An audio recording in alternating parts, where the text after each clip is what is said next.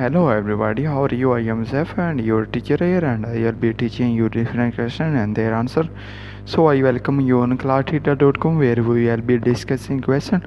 So let's get on the question. So our today's question is, which of the following statements about crafting a strategy to be competitively successful in the markets for action cameras and drones is true?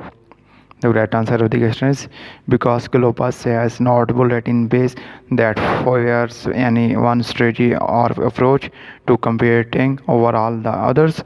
There are multiple strategic approaches and sets of competitive force actions that, if properly designed and well executed, and are capable of producing competitive success in the global market for cameras drones, provided they are not overpowered or thwarted by even more potent strategic approaches and competitive actions of force that are well executed by rival companies.